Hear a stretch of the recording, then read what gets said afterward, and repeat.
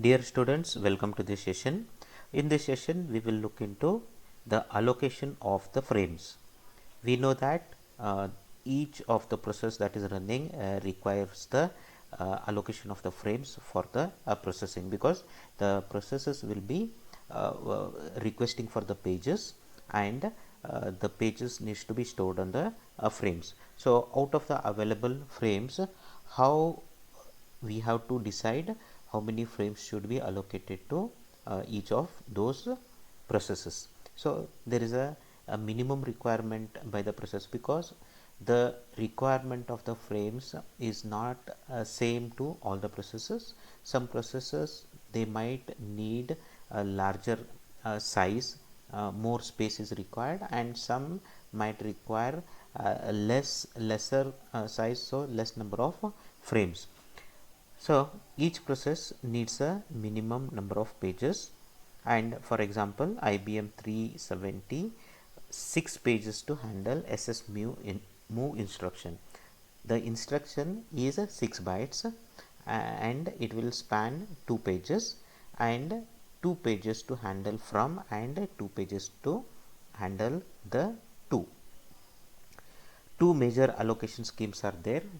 Either we can have a fixed allocation, or we can have a priority allocation. And what is a fixed allocation? Whatever the available frames are divided among the number of processes that are running. For example, let us say there are 10 processes are running, and we have 100 available frames. Then 100 is the available frames divided by number of process 10, that will come as 10. So 10 frames will be allocated to each of the process. That is a fixed allocation. So we just whatever the available number of frames are there, we divide it by the number of processes, and that is how allocation is done. There is some problem with or a drawback with this particular kind of a allocation, because every process will not require the same number of frames. So some processes might require more number of pages, and some will require less number of pages. So in that case, what will happen, if a particular process is requiring more number of pages, and it is been allocated with just 10 pages, and some particular process which requires only a few pages, but still it has got a larger number of pages allocated. So what will happen in the first process, where there is a more need of the pages or the frames, the page out or the page faults will start occurring. So the rate of the page fault will be higher, and in the other case there will be extra frames that will be unused. So page fault rate would be very less. In case of a fixed allocation, equal allocation. For example, if there are 100 frames and 5 processes, each will be given with a 20 frames. So there is a disadvantage with this, but it is very easy to implement. The implementation is very simple, and there is no overhead. The amount of overhead that is required to implement this is less, but it might increase the page fault rate of few processes, and it might cause few of the frames not being used, because it is being allocated to certain other processes which will not require those many frames. The next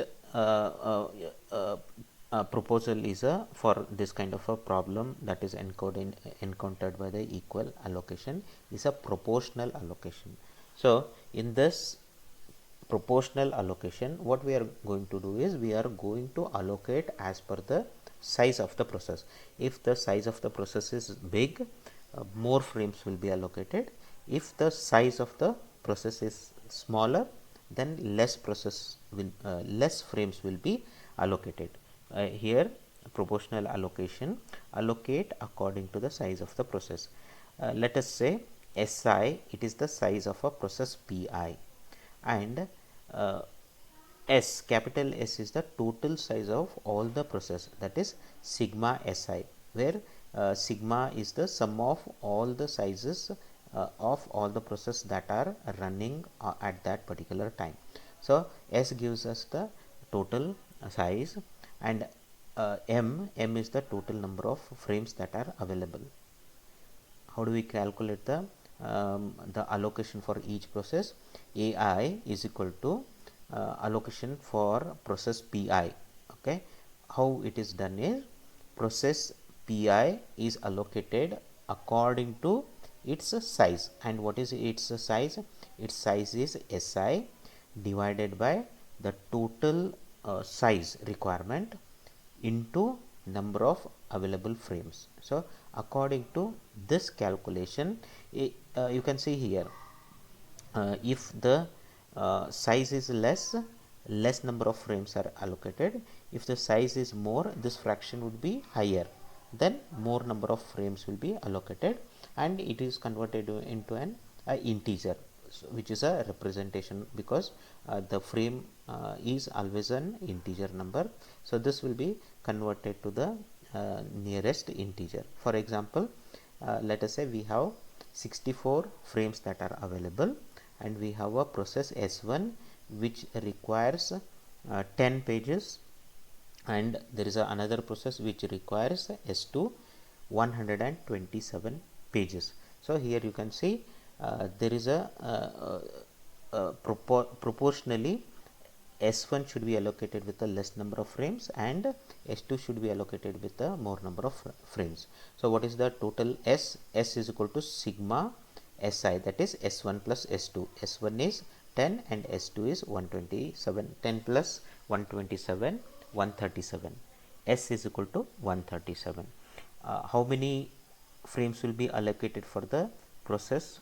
The first process is 10, that is the size, divided by total size 137 into available frames, that is approximately 5. So first process is allocated with the 5 frames, and the second process is allocated with the size of the second process 127 divided by total size 137 into 64, that will come as approximately 59. Now we can see the equal allocation would have allocated 32 pages here and 32 pages here.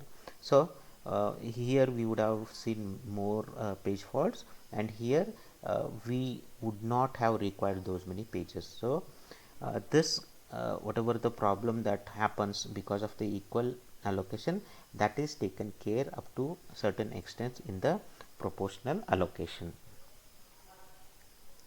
Then proportional allocation scheme, this in this particular allocation, it is called as a priority allocation.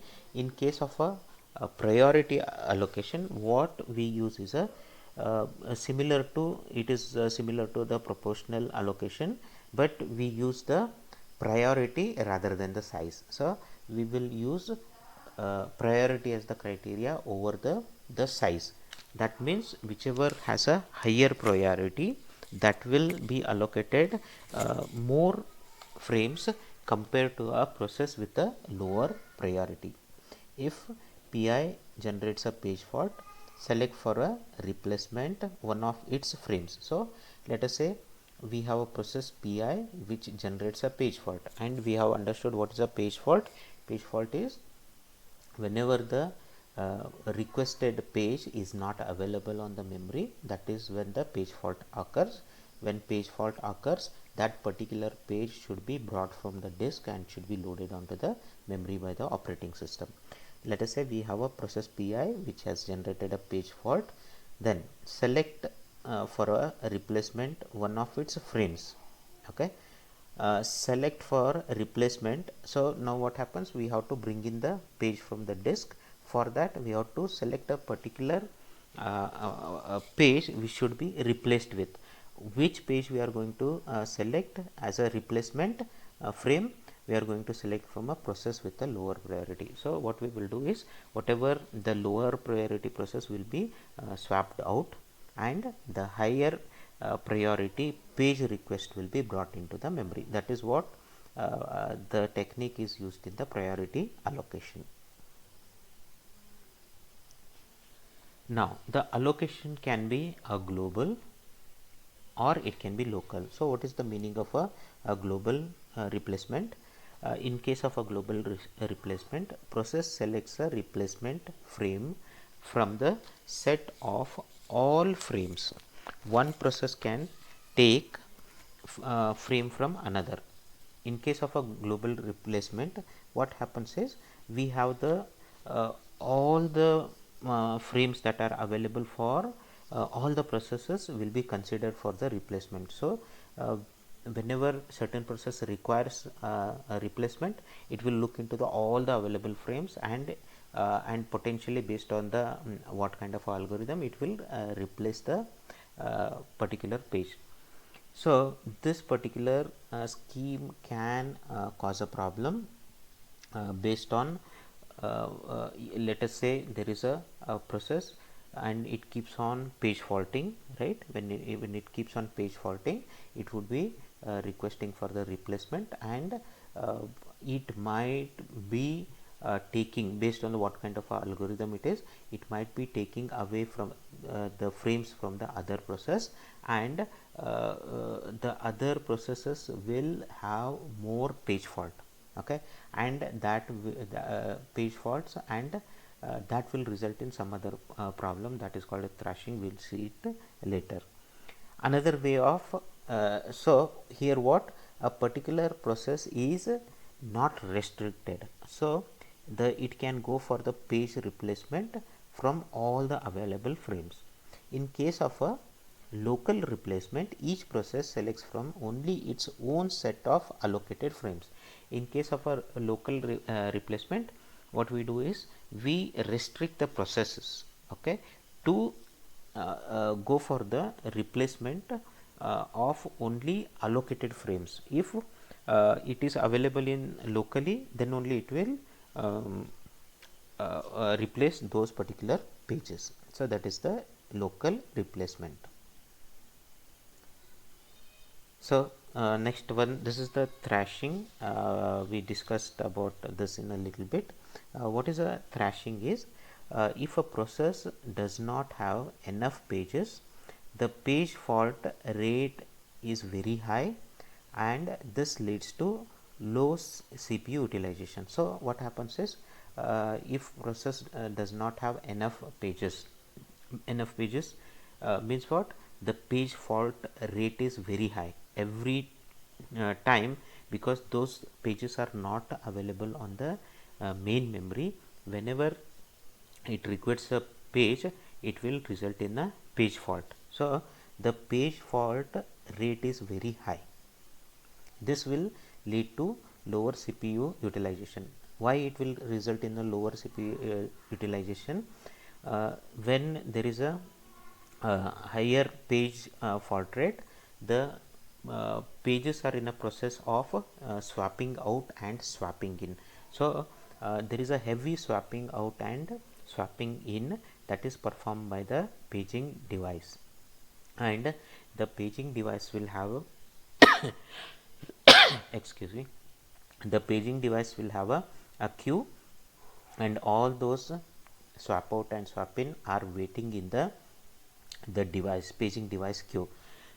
And what happens is when this particular thing happens, every since there are a lot of swap out and swap in request for the paging device, everything is queued up on this particular queue, and the ready queue seems to be empty. So that is how we see low CPU utilization, because the ready queue seems to be free. Then CPU scheduler, what it will do is it will select more processes and it will try to allocate CPU for those, and this will result in more request, and this particular page fault rate will increase further. So that time the operating system thinks that it needs to increase the degree of multi-programming.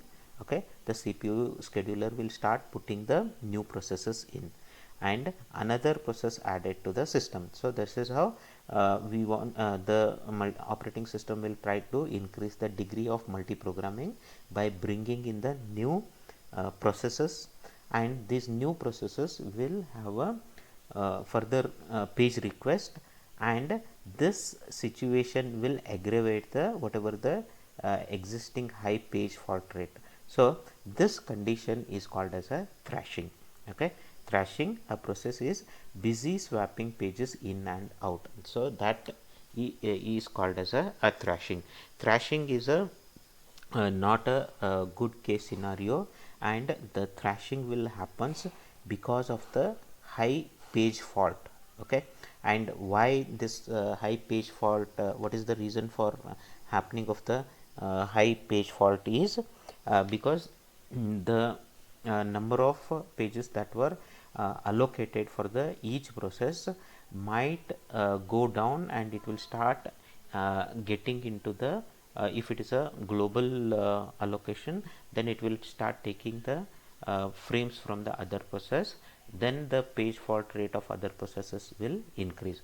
So that problem, there is a one graph in the next session, you can see that graph. Okay, so here as we increase the degree of multi-programming, as we increase the degree of multi-programming means what, the number of processes that is being processed, as we increase, as the number of processes are increased, the CPU utilization will increase. Okay, and you can see the CPU utilization will gradually increase with a degree of multi-programming up to certain extent. Okay, and after that what happens is, because of there is a high page fault rate, every process like it is page faulting, that will lead to a condition of the thrashing. Okay, when it leads to the condition of the thrashing, there is a heavy swap out and swap in, and the page device queue is accumulated with all these requests, and ready queue is relatively empty, and actually the CPU is not being utilized much. Okay, so this particular phase is called as a thrashing.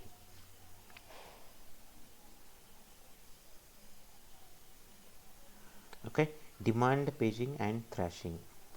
In case of a demand paging, this is what, like whenever we request a page, if there is a page fault, then it is requested, it will request the operating system to be brought into the main memory from the disk. So we can have a locality model. In case of a locality model, we will not give every process to acquire the frames from the other process. So every process will be restricted with the number of frames that it can access. Okay, process migrates from one locality to another.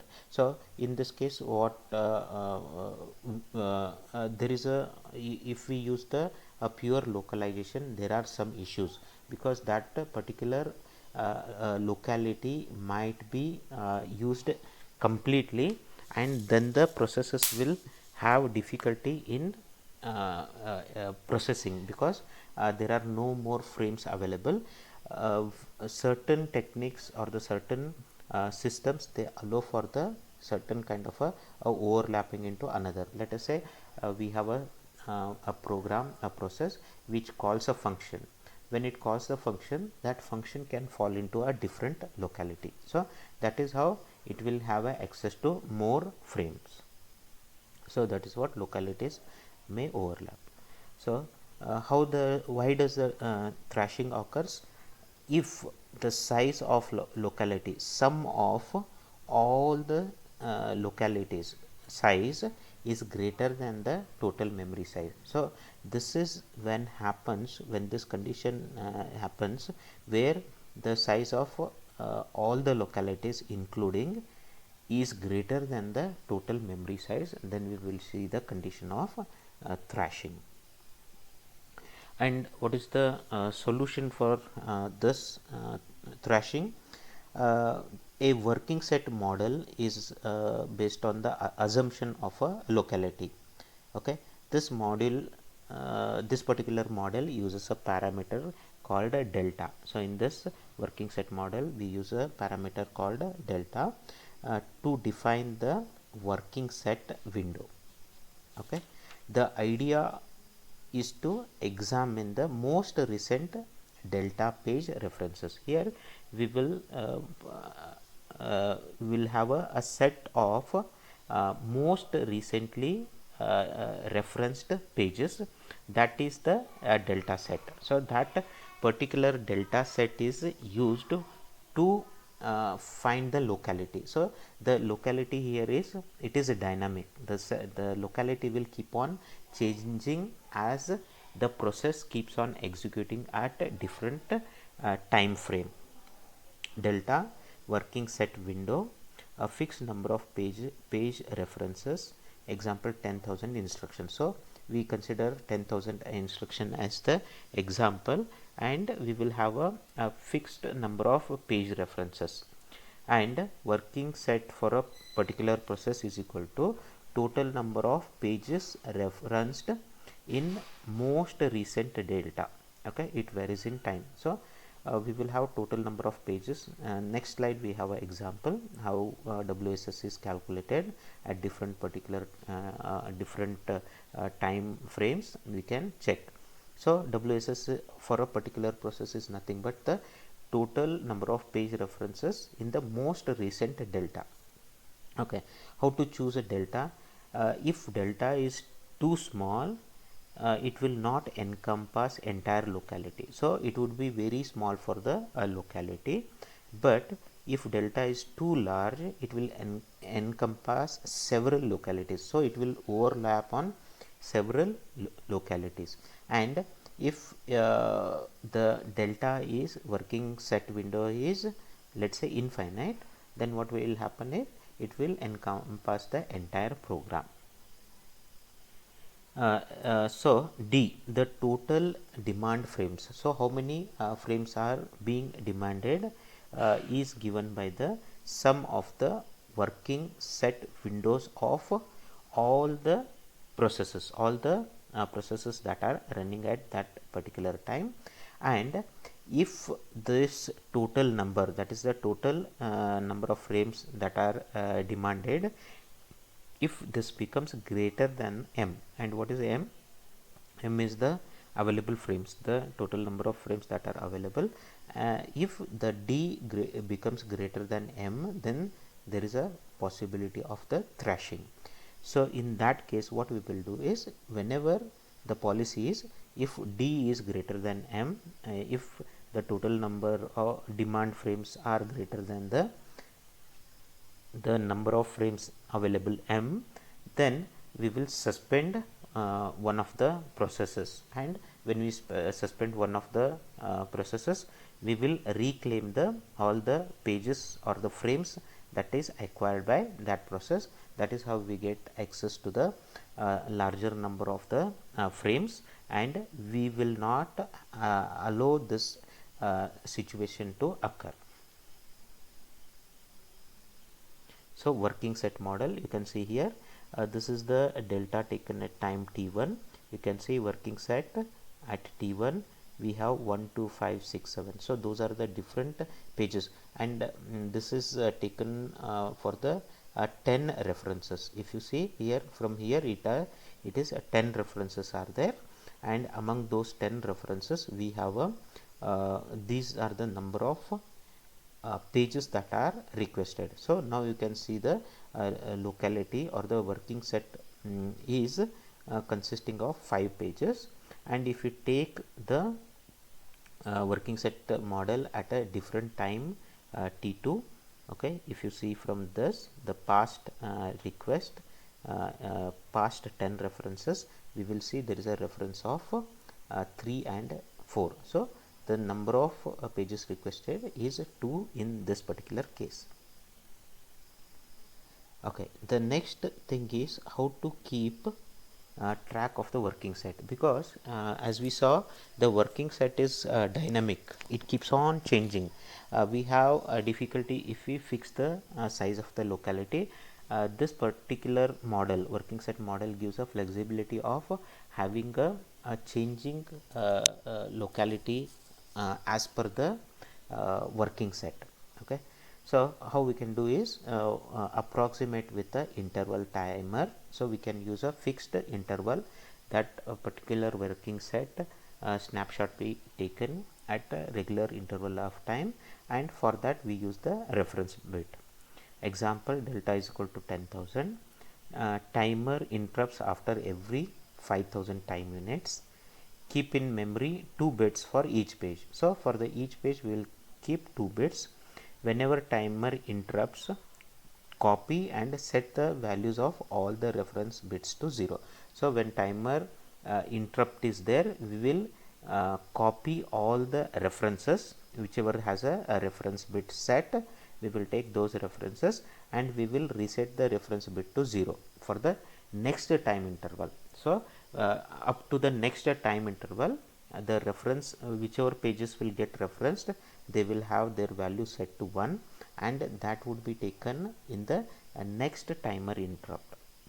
If one of the bit in the memory is equal to 1, page in working set. So if any bit has a reference bit as a 1, then it will get into the working set.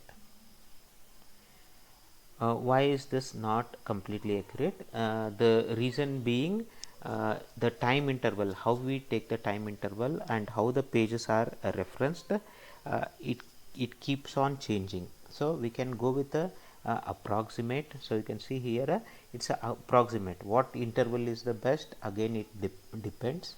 So we go with a certain approximate time interval.